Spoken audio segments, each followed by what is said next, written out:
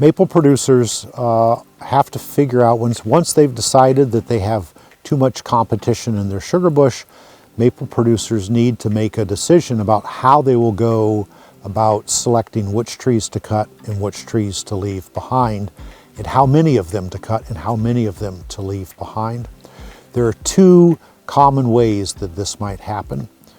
One way is to use the angle gauge that we can use to do an initial estimate of competition, to do an initial estimate of the basal area per acre, and then we would thin to a residual basal area.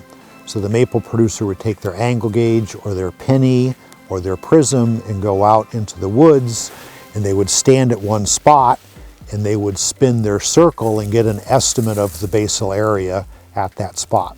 At this spot we have about 130 square feet of basal area per acre, so there's 13 trees. If we have a target residual of, let's say, 90 square feet or 80 square feet, usually you don't want to drop by more than about 30 or 40%.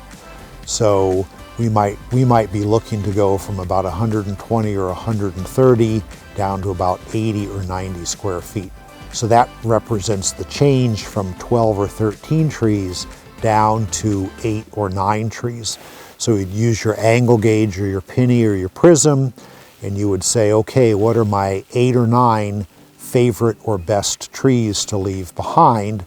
The rest of the trees will get some paint or get a piece of ribbon so that we would know that those would be cut. The trees, when we harvest trees or when we make decisions about which trees to cut, we really need to focus on what trees are we leaving behind. So forestry is about growing trees, it's not about cutting trees.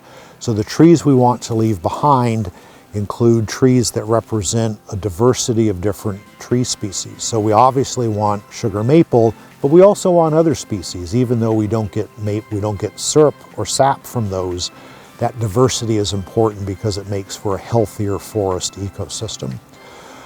Another characteristic that we want to focus on usually amounts to characteristics of the crown of the tree. So we want trees that have wide crowns, that have good balance of crowns, so live branches on all sides, trees that have as much live crown ratio as possible, and crowns that are in the upper canopy. These are all characteristics of trees that are proven to have been winners in that particular woods.